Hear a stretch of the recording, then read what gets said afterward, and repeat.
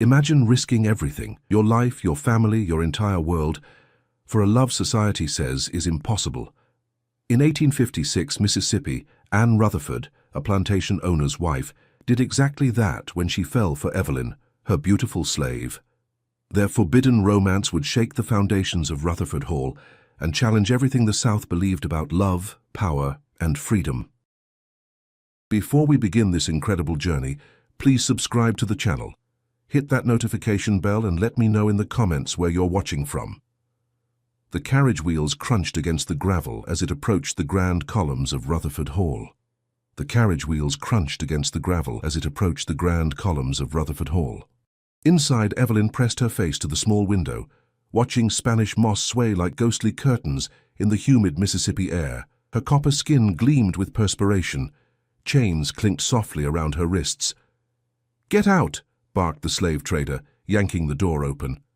Evelyn stepped onto the plantation's circular drive. The mansion loomed before her, 3 stories of pristine white columns and wraparound porches that seemed to stretch forever. She'd never seen anything so beautiful or so terrifying. "Mrs. Rutherford," the trader called, "your new purchase has arrived."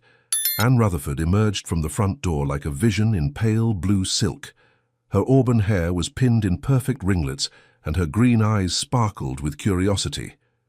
At 28, she carried herself with the grace of Southern aristocracy, but something in her expression softened when she saw Evelyn. "My goodness," Anne whispered, stepping closer. "You're quite lovely, aren't you?" Evelyn kept her eyes downcast. "Yes, ma'am.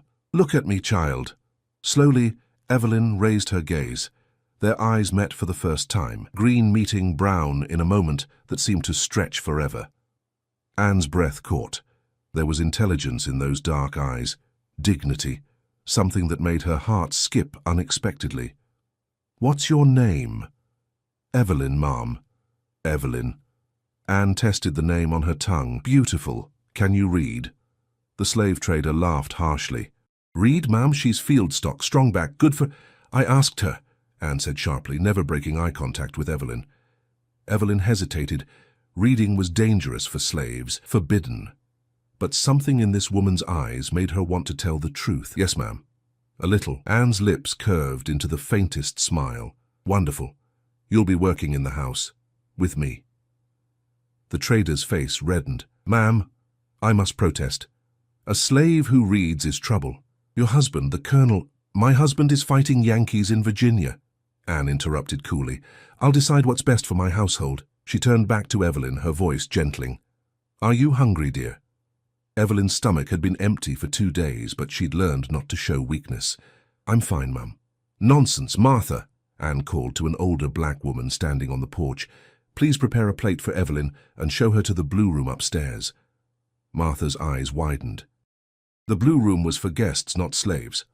"Ma'am," Martha said carefully, "perhaps the quarters would be more—" "The blue room," Anne repeated firmly. "She'll be my personal attendant. I want her close." Evelyn felt the world tilt. Personal attendant? A room in the main house? This wasn't how slavery worked. This wasn't how anything worked. The slave trader shook his head in disgust. "Your money, ma'am. But mark my words, that one's trouble. Too pretty, too smart. Nothing good comes from house slaves who think they're special." Anne handed him a leather pouch heavy with coins. "Good day, sir." As the trader's carriage disappeared down the oak-lined drive, Anne turned back to Evelyn. The afternoon sun caught the gold highlights in her hair, making her look almost ethereal.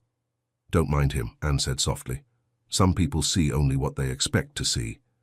She stepped closer, close enough that Evelyn could smell her lavender perfume. "But I see you, Evelyn, really see you." Evelyn's heart hammered against her ribs. This woman was dangerous, not because she was cruel, but because she was kind. Kindness from a master was the most dangerous thing of all.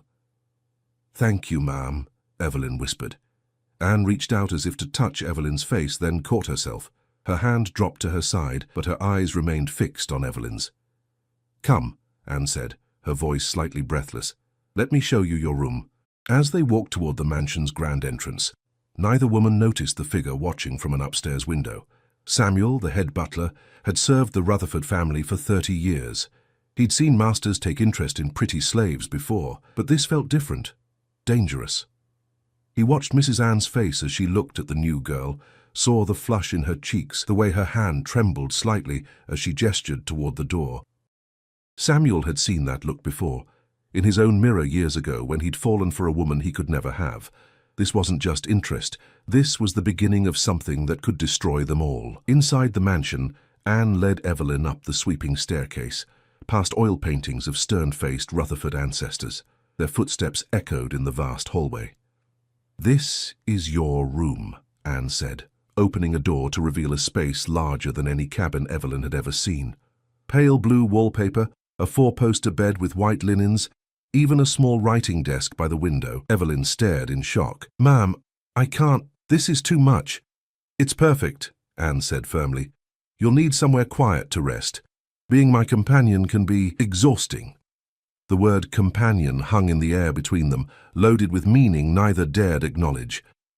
Anne moved to the window, gazing out at the cotton fields stretching to the horizon. "It gets lonely here, Evelyn, especially with my husband away so often." She turned back, and Evelyn saw something vulnerable in her expression, something hungry. "I have a feeling you and I are going to be very close." Evelyn's mouth went dry. She should say something proper, something safe. Instead, she heard herself whisper, "Yes, ma'am. I think we are." The sun was setting, painting the room in shades of gold and amber. In that light, with her hair loose around her shoulders and her eyes bright with possibility, Anne Rutherford looked less like a plantation mistress and more like a woman on the edge of something she couldn't control. And Evelyn, despite every instinct screaming danger, found herself wanting to fall right alongside her. Outside, the first evening stars appeared in the darkening sky. In the slave quarters, whispers had already begun about the new girl in the big house, about the way Mrs. Anne had looked at her, about the storm that was surely coming. But in the blue room, as Anne finally left Evelyn alone with her thoughts, neither woman was thinking about consequences. They were thinking about tomorrow, about the long, lonely hours they would spend together, about the invisible thread that had connected them from the moment their eyes first met. Neither knew that by morning, everything would begin to change. The grandfather clock in the hallway chimed 7 times as Evelyn made her way to Anne's private sitting room. 3 days had passed since her arrival, and already she'd fallen into a routine that felt both natural and impossible. Anne was waiting by the window, still in her silk nightgown and robe. Her auburn hair fell loose down her back, catching the morning light like spun copper. "Good morning, Evelyn," she said, without turning around. "Did you sleep well?" "Yes, ma'am. Thank you." It was a lie. Evelyn had barely slept, her mind racing with thoughts of this strange new life. The comfort of the blue room felt like a beautiful trap. Anne finally turned, and Evelyn's breath caught. Without the armor of her daytime dresses and perfect hair, Anne looked younger, vulnerable, almost fragile. "I've been thinking," Anne said, settling into her favorite chair by the fireplace. "I'd like you to read to me this morning. Would you mind?" Evelyn's heart skipped. "What would you like me to read, ma'am?" Anne gestured to a leather-bound book on the side table. "Poetry, Keats, I think. My husband finds poetry frivolous, but I—" She trailed off, a shadow crossing her face. "Well, he's not here, is he?" Evelyn picked up the book, her fingers trembling slightly as she opened it. The pages were cream-colored and smooth, filled with elegant script that spoke of education and privilege, things she was never supposed to touch. "She walks in beauty like the night," Evelyn began, her voice soft but clear. "Of cloudless climes and starry skies." Anne closed her eyes, leaning back in her chair. A small smile played at her lips as Evelyn's voice filled the room, rich and melodious despite her nervousness. "You have a beautiful voice," Anne murmured when Evelyn finished the poem. "Where did you learn to read so well?" Evelyn hesitated. The truth was dangerous, but something about Anne's gentle expression made her want to share it. "My previous master's daughter taught me," she said quietly. "Miss Caroline. She said it was wrong that I couldn't read the Bible for myself." "And what happened to Miss Caroline?" "She married and moved north. Her father sold me the next week." Evelyn's voice remained steady, but Anne caught the flash of pain in her dark eyes. "I'm sorry," Anne said, and she meant it. "That must have been difficult." "It was just the way of things, ma'am." "No," Anne said firmly, leaning forward. "It wasn't right. None of this is right." The words hung between them like a confession. Evelyn stared at her, shocked by the admission. Anne seemed to realize what she'd said and looked away quickly. Well, you know what I mean. But Evelyn wasn't sure she did. Masters didn't usually question the system that gave them everything. Would you like me to continue reading, ma'am? Please, but come sit closer. I can barely hear you from there. Evelyn moved to the small ottoman near Anne's chair, close enough to smell her lavender soap and see the tiny freckles across her nose. As she read, Anne found herself watching Evelyn's face instead of listening to the words, the way her full lips shaped each syllable, the concentration in her dark eyes, the graceful curve of her neck.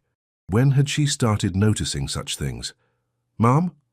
Evelyn had stopped reading and was looking at her with concern. Are you all right? Yes, forgive me. My mind wandered. Anne's cheeks flushed pink. Please, continue. But as Evelyn resumed reading, Anne's thoughts drifted again to her husband, Colonel James Rutherford, who'd been gone for 6 months fighting in Virginia, to their cold, formal marriage that had been arranged by their fathers, to the loneliness that had become her constant companion, and now to this beautiful, intelligent woman who made her feel things she'd never experienced before. Mrs. Anne, Martha's voice from the doorway made them both jump. Breakfast is ready, ma'am. Thank you, Martha. We'll be down shortly. Martha's eyes flicked between them, taking in how close they were sitting, the intimate atmosphere of the room. Her expression remained neutral, but Anne caught the slight tightening around her eyes. Actually, Anne said suddenly, I think I'll take breakfast in my room today. Could you bring a tray for 2? 2, ma'am? Yes, Evelyn will join me. Martha's eyebrows rose almost imperceptibly. Of course, ma'am. When Martha left, Evelyn started to stand. Ma'am, I should eat in the kitchen with the others. Nonsense, I enjoy your company. Anne's hand shot out, catching Evelyn's wrist to stop her from rising. The contact sent electricity through both women. Anne's fingers were soft and warm against Evelyn's skin, and for a moment neither moved. Then Anne realized what she'd done and jerked her hand back as if burned. I'm sorry, I didn't mean to. It's all right, ma'am, Evelyn said softly, but her pulse was racing where Anne had touched her. They ate breakfast in Anne's bedroom, sitting at the small table by the window. Anne had never shared a meal with a slave before, but somehow it felt natural with Evelyn. They talked about books, about the changing seasons, about everything except the growing tension between them. Tell me about your family, Anne said as they finished eating. Evelyn's face shuttered. I don't have family anymore, ma'am. Everyone has family somewhere. Not slaves, Evelyn said quietly. We get sold away from each other, scattered like seeds in the wind. Anne felt a stab of guilt. Her own family owned 3 plantations and hundreds of slaves. How many families had they torn apart? I'm sorry, she whispered. Why are you sorry, ma'am? You didn't do anything. But Anne felt like she had, like her entire life was built on the suffering of people like Evelyn. What about you? Evelyn asked, surprising them both with her boldness. Do you have family? Anne smiled sadly. A husband I barely know, and parents who see me as a business arrangement. So no, not really. That sounds lonely. It is. Anne met Evelyn's eyes. Until now. The admission hung between them, dangerous and electric. Evelyn's heart hammered against her ribs. Ma'am, Anne, she said suddenly, when we're alone, call me Anne. Evelyn's eyes widened. Using a master's first name was unthinkable. Forbidden. I couldn't. Please. Anne's voice was barely a whisper. I need to hear someone say my name like I'm a real person, not just a title. Evelyn stared at her, seeing the loneliness and desperation in her green eyes. Against every instinct, every rule she'd ever learned, she whispered, Anne. The name fell between them like a stone into still water, sending ripples through everything they thought they knew about their world. Anne's breath caught. Hearing her name in Evelyn's soft voice felt like coming alive after years of sleepwalking. Again, she breathed, Anne. This time Anne reached out and took Evelyn's hand properly, intertwining their fingers. The touch was gentle but deliberate, and neither woman pulled away. This is dangerous, Evelyn whispered. I know. If anyone saw... I know. But neither of them let go. Outside, storm clouds were gathering on the horizon, dark and threatening. Inside Rutherford Hall, whispers had begun among the house slaves about their mistress and her new companion, about the way they looked at each other, about the closed doors and hushed conversations. Samuel watched it all with growing dread. He'd seen what happened when masters and slaves crossed certain lines. It never ended well for anyone. But as he passed Anne's bedroom and heard the soft murmur of voices, the occasional laugh, he couldn't help but think that maybe, just maybe, this time was different. Maybe this time love might be stronger than the world trying to tear it apart. He was wrong, of course, but for now, in the golden morning light streaming through Anne's bedroom window, with their hands clasped together like a promise, it felt possible. It felt like the beginning of something beautiful, even if it was also the beginning of something that would destroy everything they'd ever known. The letter arrived on a Tuesday morning, carried by a dust-covered rider who'd traveled hard from Virginia. Samuel brought it to Anne on a silver tray, his weathered face grave. "From the Colonel, ma'am," he said quietly. Anne's hands trembled as she broke the wax seal. Evelyn, who'd been arranging flowers nearby, froze at the mention of Colonel Rutherford. "He's coming home," Anne whispered, her face draining of color. "Next week." The crystal vase slipped from Evelyn's fingers, shattering against the marble floor. Water and white roses scattered everywhere. "I'm sorry," Evelyn gasped, dropping to her knees to gather the pieces. "I'm so sorry." "Leave it," Anne said sharply, then caught herself. Martha will clean it later." "Are you hurt?" Evelyn shook her head, but Anne was already kneeling beside her, checking her hands for cuts. Their faces were inches apart, and for a moment the world narrowed to just the two of them. "Ma'am," Samuel cleared his throat pointedly, "should I prepare the Colonel's rooms?" Anne jerked back to reality, her cheeks flushing. "Yes, of course. The blue room will need to be reassigned." Evelyn's heart sank. Of course. She'd known this day would come, but somehow she'd let herself forget, let herself believe in the impossible. "Where should I move my things?" she asked quietly. Anne's jaw tightened. "The servants' quarters, I suppose. It's what's expected." The words tasted like ash in her mouth. That evening, as Evelyn packed her few belongings, Anne stood in the doorway watching. Neither spoke about what they were really losing. Not just a room, but their sanctuary, their stolen moments of freedom. "He'll want to know about you," Anne said finally. "About why I chose you as my personal attendant. What will you tell him?" "The truth, that you're intelligent, well-spoken, and useful." Anne paused. "He doesn't need to know the rest. The rest. The long afternoons reading poetry, the shared meals, the way Anne had started touching Evelyn's hand when she laughed, the way they'd begun looking at each other like drowning people reaching for air. "Anne," Evelyn whispered, using the forbidden name one last time. "What happens now?" Anne's composure cracked. "I don't know." Colonel James Rutherford arrived the following Tuesday in a cloud of dust and military precision. He was a tall, imposing man with steel-gray hair and cold blue eyes that missed nothing. War had hardened him further, adding new lines to his weathered face and a permanent tension to his shoulders. Anne waited on the front porch in her finest dress, every inch the perfect southern wife. Evelyn stood behind her with the other house servants, eyes downcast, invisible. "My dear," the colonel said, dismounting his horse with practiced ease. He kissed Anne's cheek, a brief perfunctory gesture that held no warmth. "Welcome home, James," Anne replied, her voice steady despite the turmoil in her chest. His eyes swept over the assembled servants, cataloguing faces, noting changes. When his gaze landed on Evelyn, it lingered. "New acquisition?" he asked. "Yes, this is Evelyn. She's been serving as my personal attendant." The colonel circled Evelyn slowly, like a buyer examining livestock. She kept her eyes fixed on the ground, but she could feel his scrutiny like a physical weight. "Pretty," he said finally. "Expensive. Reasonably priced for her skills." "Skills?" His eyebrow arched. "What skills does a house slave need beyond cleaning and serving?" Anne's throat tightened. "She reads well. I've had her help with correspondence. It was a lie, but a believable one." The colonel nodded approvingly. "Good. Educated slaves are useful, as long as they remember their place." His voice carried a warning that made Evelyn's skin crawl. That night at dinner, the colonel regaled Anne with stories from the war. His voice was animated as he described battles and strategies, but Anne found herself thinking about Evelyn, alone in the servants' quarters for the first time in weeks. "You're quiet tonight," the colonel observed, cutting into his beef with military precision. "I'm just glad you're home safely." "Are you?" His blue eyes studied her face. "You seem different." distant. Anne's heart hammered. It's been a long time, James. We both need time to readjust. Indeed, he took a sip of wine. Tell me about this Evelyn. How long has she been here? About a month. And you spend considerable time with her.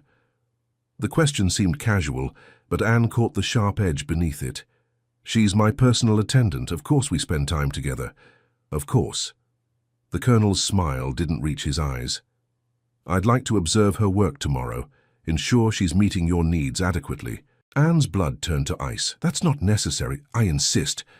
A man must know what's happening in his own house. In the servants' quarters, Evelyn lay awake on her narrow cot, listening to the whispered conversations around her. The other slaves were curious about her time in the big house, but she deflected their questions with careful non-answers. That girl's trouble, she heard Martha murmur to Samuel in the corner. Mark my words, the Colonel's going to see right through whatever's been happening. What's been happening? Asked Lucy, one of the younger maids. Nothing good, Samuel replied grimly. Nothing that ends well for any of us. Evelyn closed her eyes, but sleep wouldn't come. She thought about Anne alone in that big house with her cold husband, about the way Anne's face had lit up when she laughed, about the gentle touch of her fingers. All of it felt like a dream now, a beautiful, impossible dream that was rapidly becoming a nightmare. The next morning, the Colonel positioned himself in the main parlor where he could observe the household's daily routine. Anne tried to act normally, but every interaction with Evelyn felt stilted and strange under his watchful gaze. Bring me my correspondence, Anne instructed, her voice more formal than it had been in weeks. Yes, ma'am, Evelyn replied, keeping her eyes down.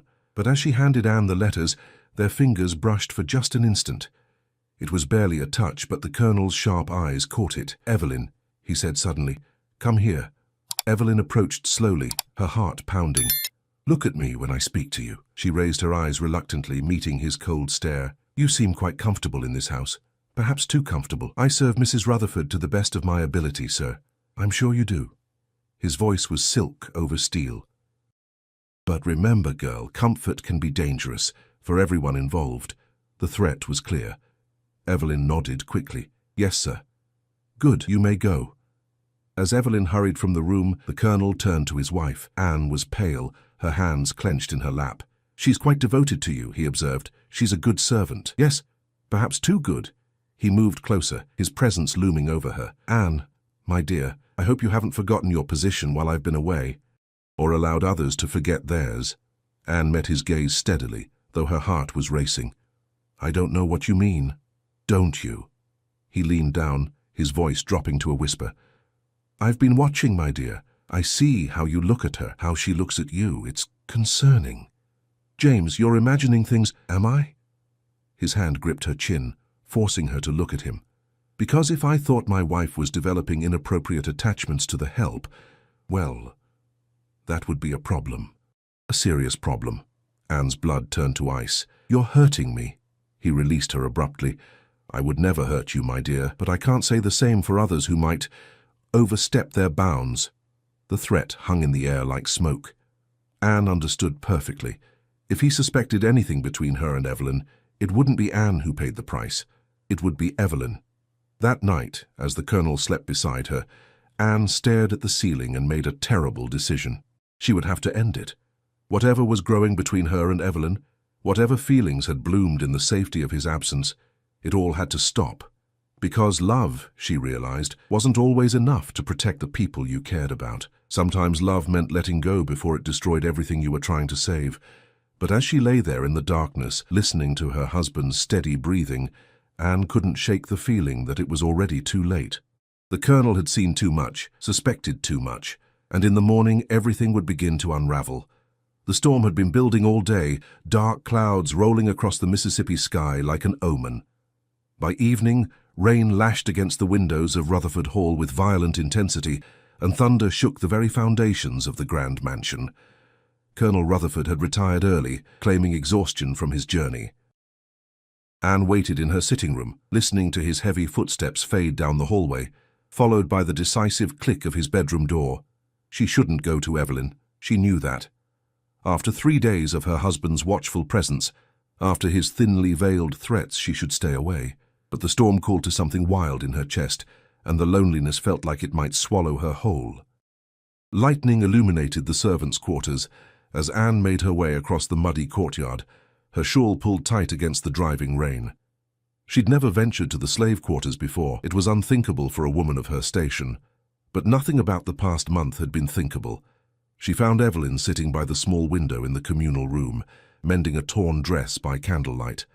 The other servants had long since gone to bed, leaving her alone with her thoughts and the storm. "Anne?" Evelyn gasped, jumping to her feet. "What are you doing here?" Anne stood dripping in the doorway, her hair plastered to her head, her fine dress ruined by rain and mud. She looked wild, desperate, beautiful. "I couldn't stay away," Anne whispered. "I tried, but I couldn't." Evelyn glanced around frantically. "You can't be here. If someone sees—" "Everyone's asleep. The storm will cover any sound." But even as she said it, Anne knew how reckless this was, how dangerous. Her husband slept less than 100 yards away, and here she was standing in the slave quarters like some lovesick girl. "Anne, please," Evelyn begged, "go back to the house. Forget about me.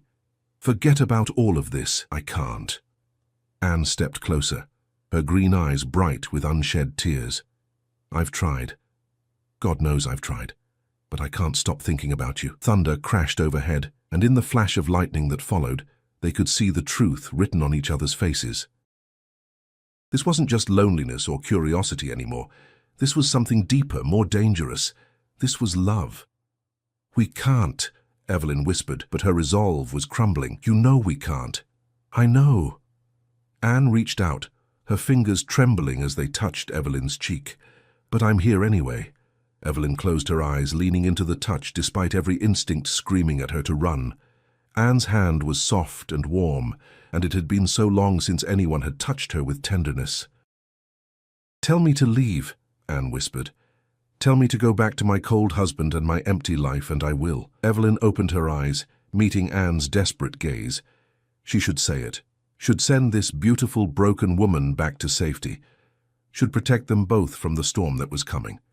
Instead, she whispered, "Stay." The word hung between them like a bridge they couldn't uncross. Anne's breath caught, and then she was moving forward, closing the distance between them until they were inches apart. "Evelyn," she breathed. "I know," Evelyn whispered back. "I know it's impossible. I know it's dangerous, but You what?" "I love you." The confession fell between them like lightning, illuminating everything they'd been trying to hide. Anne's eyes filled with tears. "I love you too," she whispered. "God help me, I love you too." And then they were kissing, soft and desperate and full of months of longing. Anne's hands tangled in Evelyn's dark hair, and Evelyn pulled her closer, as if she could somehow make this moment last forever. When they finally broke apart, both women were crying. "What are we going to do?" Evelyn whispered. Anne wiped the tears from Evelyn's cheeks with gentle fingers. "I don't know. But I can't go back to pretending you don't exist.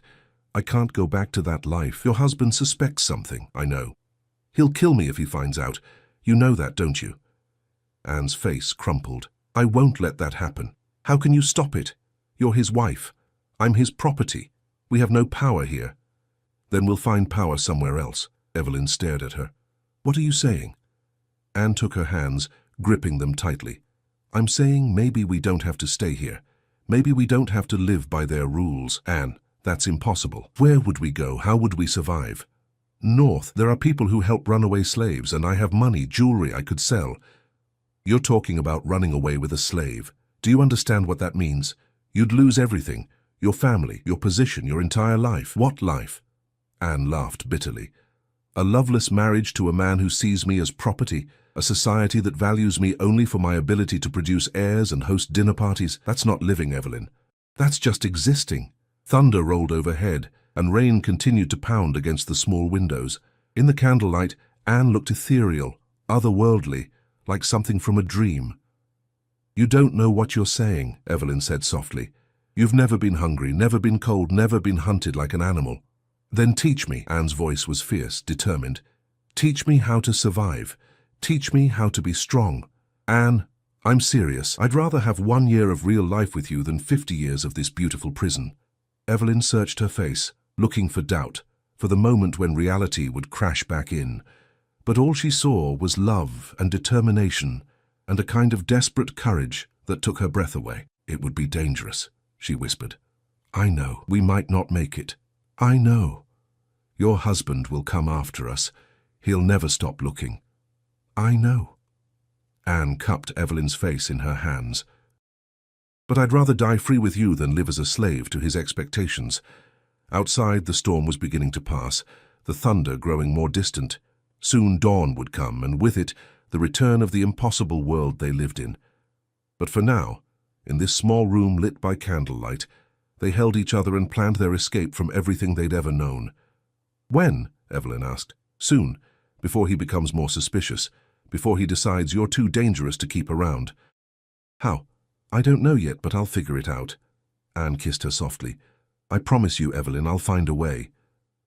They talked through the night, making plans that seemed both impossible and inevitable. Anne would gather what money and jewelry she could without arousing suspicion. Evelyn would learn what she could about the Underground Railroad from the other slaves. As the first pale light of dawn crept through the windows, Anne knew she had to go. The household would be waking soon, and her absence would be noticed. "I have to leave," she whispered. Evelyn nodded, though her heart was breaking. "I know. This isn't goodbye. This is just until we can be together properly." "Promise me something," Evelyn said suddenly. "Anything. Promise me that if it becomes too dangerous, if he suspects too much, you'll forget about me. You'll save yourself." Anne's eyes flashed. "Never." "Promise me." "No." Anne's voice was firm. "I won't promise to abandon you. I won't promise to go back to being half alive." She kissed Evelyn one more time, pouring all her love and determination into the touch. "I'll find a way," she whispered against Evelyn's lips. "I swear to you, I'll find a way." And then she was gone, slipping back through the rain toward the big house, leaving Evelyn alone with the dying candle and the weight of impossible hope. Neither woman saw the figure watching from the shadows of the main house. Samuel had been awake all night, worried about the storm and the strange sounds he'd heard. He'd seen Mrs. Anne leave the house, seen her return just as dawn was breaking, her dress muddy and her hair wild, and he knew, with the certainty of a man who'd lived through too much, that everything was about to change. The storm had passed, but a much more dangerous tempest was just beginning. 3 days after the storm, everything unraveled with the speed of a house fire. It started with a letter. Samuel found it first, tucked beneath a loose floorboard in Evelyn's quarters during the weekly inspection. His weathered hands shook as he unfolded the cream-colored paper, expensive stationery that no slave should possess. "My dearest Evelyn," it began in Anne's elegant script, "I've found a contact in Natchez who can help us reach the north. We leave in 2 days. Meet me in the rose garden at midnight. All my love.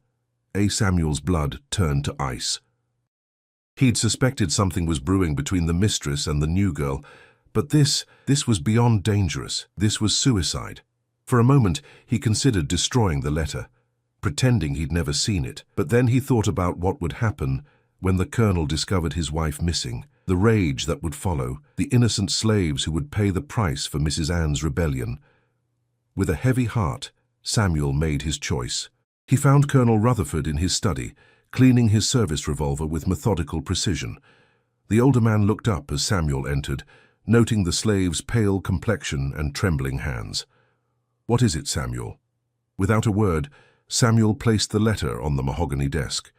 The colonel read it twice, his face growing darker with each word. When he finished, the silence in the room was deafening.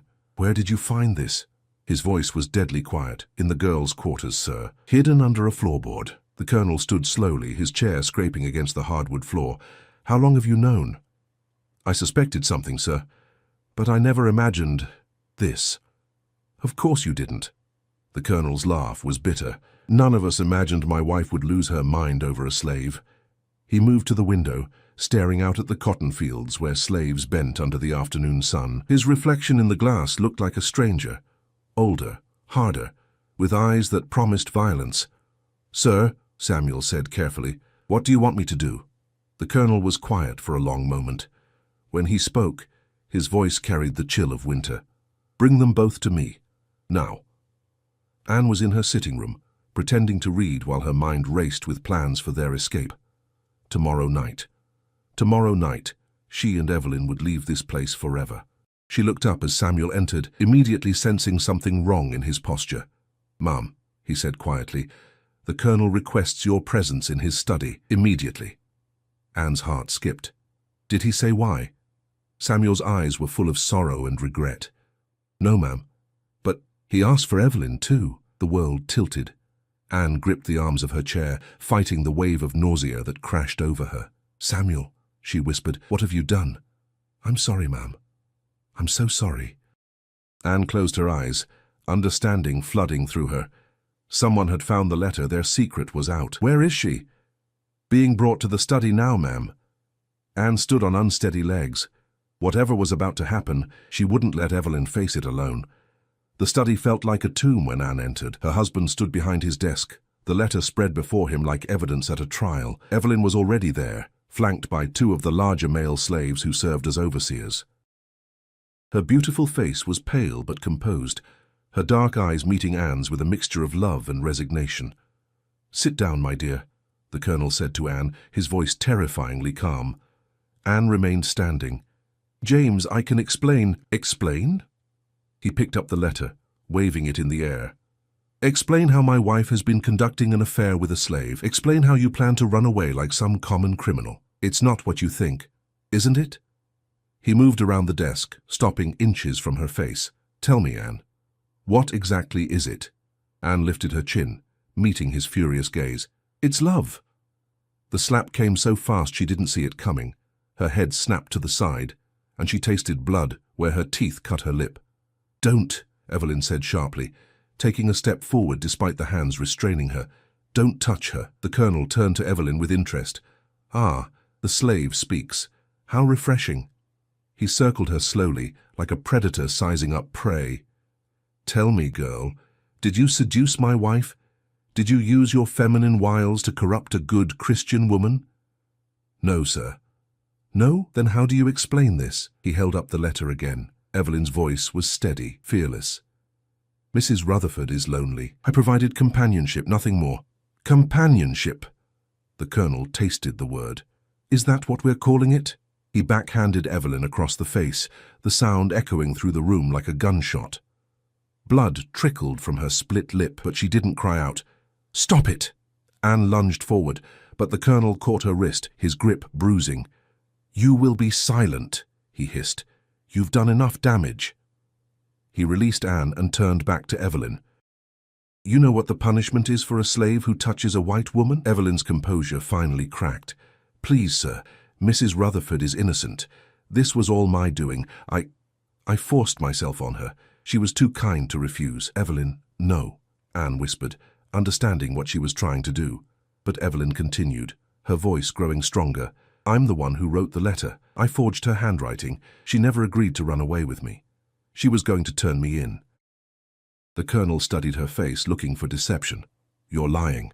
"I'm not, sir. Check the handwriting. You'll see it's not quite right." Anne watched in horror as Evelyn sacrificed herself, trying to save her with lies that might actually work. The Colonel was a proud man. He'd rather believe his wife was an innocent victim than admit she'd chosen a slave over him. "Even if that were true," the Colonel said slowly, "you still committed an unforgivable crime. You still touched what belongs to me." "Yes, sir, and you know what happens to slaves who forget their place?" Evelyn's voice was barely a whisper. "Yes, sir," the Colonel smiled, and it was the most terrifying expression Anne had ever seen. "Good. Then you understand why I have to make an example of you." "James, please," Anne begged. "If you believe she forced herself on me, then I'm the victim here. Surely that counts for something." "Oh, it does, my dear. It means you'll live." He turned to the overseers. "Take her to the whipping post. 20 lashes.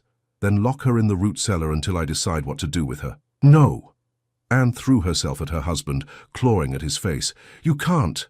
I won't let you." The Colonel grabbed her wrists, holding her easily. "You have no choice in the matter. She's innocent, I'm telling you, she's innocent." "Then why are you so desperate to save her?" The question hung in the air like a trap.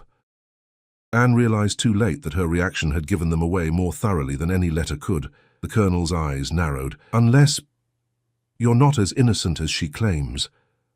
Anne's silence was answer enough. "I see." His voice dropped to a whisper.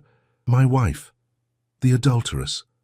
My wife, the slave lover. He released her so suddenly she stumbled backward. 20 lashes, he repeated to the overseers, and make sure my wife watches. She needs to understand the consequences of her choices. As they dragged Evelyn from the room, she looked back at Anne one last time. Her eyes were full of love and forgiveness and a terrible kind of peace. I don't regret it, she said clearly. I don't regret loving you. And then she was gone, leaving Anne alone with her husband and the wreckage of their impossible dream. Outside, storm clouds were gathering again. But this time, Anne knew no amount of rain would wash away what was coming. The scandal had broken. The secret was out. And tomorrow, everything they'd built together would burn. The whip fell 20 times, each crack echoing across the plantation like thunder. Anne was forced to watch from the veranda, her husband's iron grip on her arm, ensuring she couldn't look away. Evelyn never cried out, not once. By the time it was over, her back was a canvas of blood and torn flesh, but her spirit remained unbroken. As they carried her unconscious form to the root cellar, Anne felt something die inside her chest. And something else, something fierce and desperate, was born. Let this be a lesson, the colonel announced to the assembled slaves. This is what happens when you forget your place, when you reach for things that don't belong to you. His eyes found Anne's. It applies to everyone. That night, Anne sat in her bedroom like a prisoner, listening to her husband's heavy footsteps pacing the hallway outside. He'd locked her in, posting guards at the windows. She was trapped as surely as Evelyn was in that underground cell. But Anne Rutherford had been raised by a father who taught her that surrender was never an option. She waited until the house grew quiet, until even the guards' footsteps faded. Then she moved to her jewelry box, selecting pieces that would be easy to carry and valuable enough to buy passage north. Her grandmother's emerald necklace, her mother's diamond earrings, the ruby bracelet James had given her on their wedding day. She wrapped them in a silk scarf and tucked the bundle into her corset. Next, she gathered what money she could find, coins from her personal allowance, bills hidden in her writing desk. It wasn't much, but it would have to be enough. The hardest part was the letter. James, she wrote, her hand steady despite the trembling in her chest. By the time you read this, I will be gone. I cannot live in a world where love is a crime and kindness is punished with violence. I choose freedom over safety, love over duty. Do not look for me, you will not find me. Anne. She left it on her pillow, knowing it would be hours before anyone discovered her absence. The root cellar was a nightmare of darkness and dampness, carved into the earth beneath the kitchen. Anne had to feel her way down the wooden steps, her heart hammering as she called Evelyn's name in a whisper. Anne! Evelyn's voice was weak, barely audible. You shouldn't be here. Anne found her in the corner, curled on her side on a bed of mouldy straw. Even in the darkness she could see the dark stains on Evelyn's torn dress, could smell the metallic scent of blood. Oh, my love, Anne breathed, kneeling beside her. What has he done to you? Nothing I can't survive. Evelyn tried to sit up and gasped in pain. But you need to leave. If he finds you here, he won't. Anne helped her stand, supporting most of her weight. We're leaving tonight. Anne, no. You can't. After what happened today, he'll be watching everything. We'll never make it. We have to try. Anne's voice was fierce with determination. I won't leave you here to die. I'm not going to die. He needs me alive to maintain his reputation. A dead slave would raise questions. And what about tomorrow or next week? How long before his anger gets the better of him? Evelyn was quiet, knowing Anne was right. The colonel's rage was a living thing, and it would only grow with time. Where would we go? She whispered. North. I have contacts in Natchez who can help us reach the Underground Railroad. Anne pulled the bundle of jewelry from her corset. And I have money. Evelyn stared at the fortune in Anne's hands. More wealth than most slaves would see in a lifetime. You'd give up everything for me? I already have. Anne cupped Evelyn's face gently, careful of her injuries. The moment I fell in love with you, I gave up everything that came before.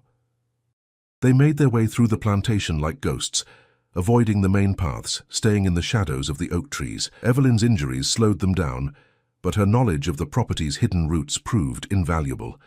They were almost to the river when they heard the dogs. He knows, Evelyn gasped, stumbling against Anne. He's found the letter. Behind them, torches flickered through the trees like angry stars.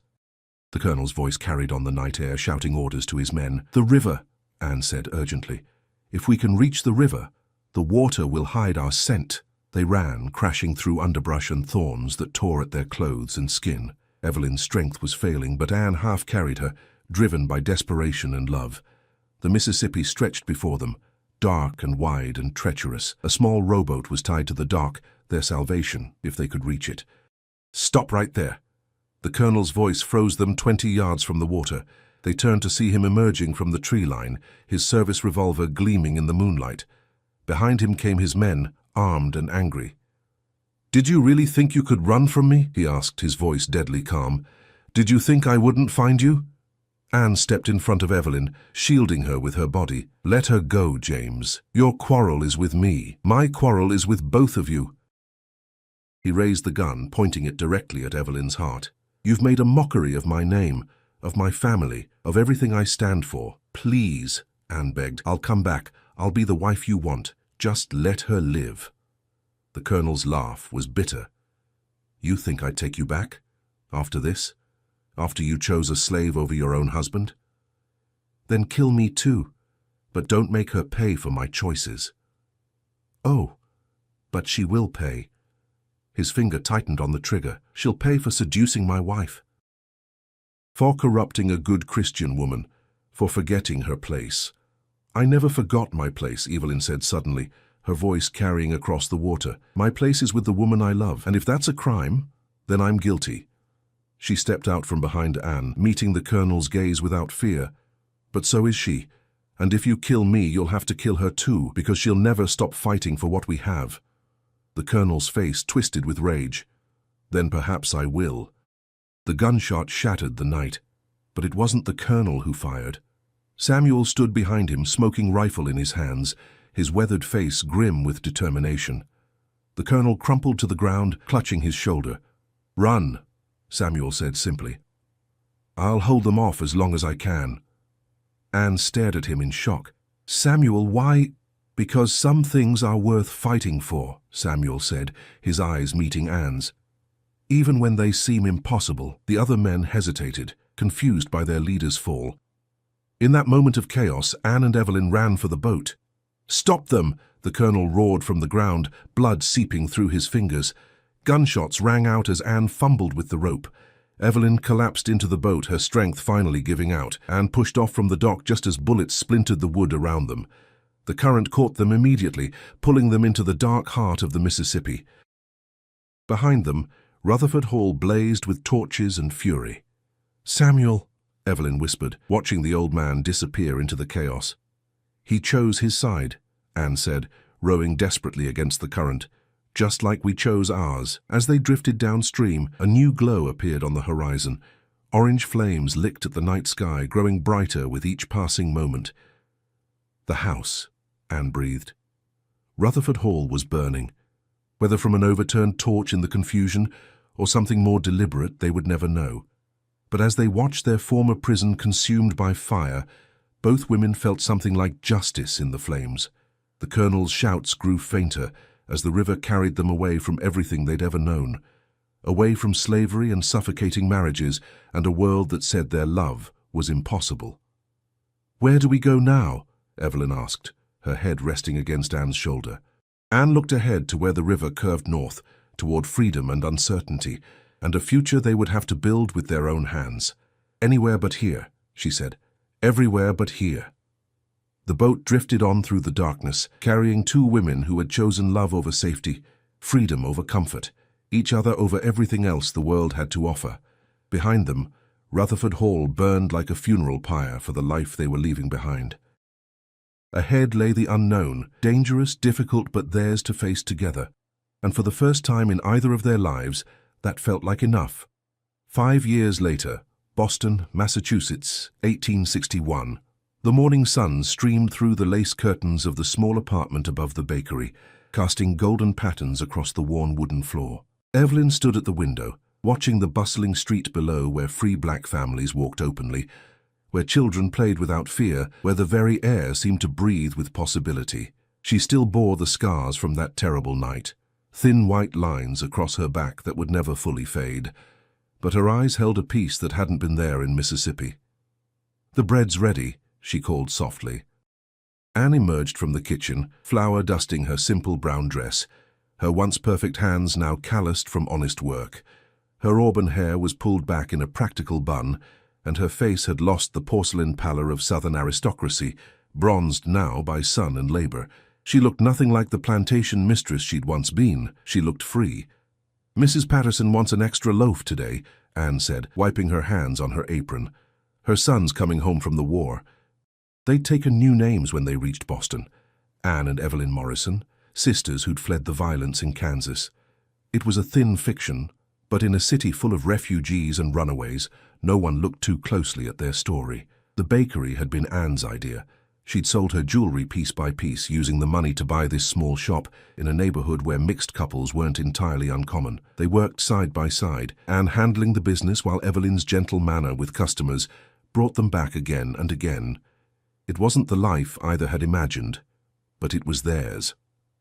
"Any word from Samuel?" Evelyn asked, as she did every morning. Anne shook her head. They'd tried to find news of the old butler who'd saved their lives, but the trail had gone cold somewhere in Alabama. They could only hope he'd found his own freedom, his own peace. The bell above the door chimed, and a familiar figure entered. Dr. William Hayes, one of the few people who knew their real story, removed his hat with a grave expression. "Ladies," he said quietly, "I have news from the South." Anne's heart clenched. For 5 years they'd lived in fear of this moment. The knock on the door. The stranger with news from their past. "What is it?" she asked. Dr. Hayes pulled a newspaper from his coat. "Colonel James Rutherford is dead." The words hit Anne like a physical blow. She sank into the nearest chair, her legs suddenly unable to support her. "How?" Evelyn asked, moving to Anne's side. "Killed at Bull Run, fighting for the Confederacy." Dr. Hayes's voice was gentle. "According to this obituary, he died heroically defending Southern honor." Anne laughed, but there was no humor in it. "Southern honor, is that what they're calling it?" "There's more," Dr. Hayes continued. "The plantation was destroyed in the fire that night, never rebuilt. The land was sold to pay his debts." Evelyn took Anne's hand, intertwining their fingers. "It's over," she whispered. "It's really over." But Anne felt no relief, only a strange emptiness. The man who'd haunted her nightmares for 5 years was gone, but his death brought no peace. Only the hollow echo of a life wasted on hatred and pride. "What about the slaves?" Anne asked suddenly. "What happened to them?" Dr. Hayes consulted the paper again. "Scattered to other plantations mostly, though," he paused, a small smile crossing his face. "There are reports of several who simply disappeared that night, vanished into the chaos." Anne closed her eyes, hoping Samuel was among them, hoping he'd found his way to freedom. That evening they walked along the Charles River, watching the sunset paint the water in shades of gold and crimson. Other couples strolled the paths, some white, some black, some mixed like them. In Boston, love took many forms, and most people had learned to mind their own business. "Do you ever regret it?" Anne asked suddenly. "Leaving everything behind?" Evelyn was quiet for a long moment, considering. "I regret the pain we caused others. I regret that Samuel paid a price for our freedom. I regret that we had to run instead of fight." She stopped walking, turning to face Anne fully. "But I don't regret loving you. I don't regret choosing this life over that one." Anne smiled, the first real smile she'd managed since hearing about James's death. "Even though we're poor, even though we work with our hands, even though we'll never be accepted by polite society, especially because of those things." Evelyn cupped Anne's face gently. "We're not playing roles anymore, Anne. We're not pretending to be something we're not. This is real. This is ours." They kissed there by the river, soft and sweet and unashamed. A few passers-by glanced their way, but no one stopped, no one stared. In this place, at this time, their love was just another part of the world's beautiful complexity. As they walked home, Anne thought about the letter she'd been writing, her memoirs, the true story of Rutherford Hall, and the love that had burned it down. Dr. Hayes thought it might be published, might help people understand that the war being fought wasn't just about politics or economics. It was about the right to love freely, to choose your own path, to be human in a world that wanted to make you property. "I've been thinking," Anne said as they climbed the stairs to their apartment, "about expanding the bakery. Maybe hiring some of the new refugees coming up from the south. Evelyn smiled. Giving others what we found here, something like that. They prepared for bed in comfortable silence, moving around each other with the easy familiarity of long partnership. Anne brushed out Evelyn's hair while Evelyn mended a tear in Anne's work dress. Simple domestic rituals that would have been impossible in their old life. Anne, Evelyn said softly as they settled into their narrow bed. Yes, I love you. Not because you saved me, not because you gave up everything for me. I love you because of who you are when all the pretense is stripped away. Anne pulled her closer, breathing in the scent of flower and vanilla that always clung to Evelyn's hair. I love you too, she whispered. I love the life we've built. I love that we're free to choose each other every single day. Outside their window, Boston slept peacefully. Somewhere to the south, a war raged over the very questions their love had raised. Who deserved freedom, who deserved dignity, who deserved the right to love without fear. But here, in this small room above a bakery, two women who had risked everything for love held each other close and dreamed of tomorrow. They'd lost a plantation but gained a world, lost wealth but found purpose, lost the approval of society but gained something far more precious, the approval of their own hearts. It wasn't the ending either had imagined when they first met in that grand mansion with its white columns and dark secrets. It was better. It was real. It was theirs. And as Anne drifted off to sleep in Evelyn's arms, she whispered a prayer of gratitude for the courage to choose love over fear, freedom over safety, truth over the beautiful lies that had once defined her world. The beautiful slave who had made her mistress fall in love hadn't just changed one woman's heart. She'd changed everything. If this story moved you, please subscribe to our channel for more tales of love, courage, and the fight for freedom. Share this video with someone who needs to hear that love always finds a way. And let me know in the comments what story you'd like to hear next. Until then, remember, sometimes the most beautiful endings come from the most impossible beginnings.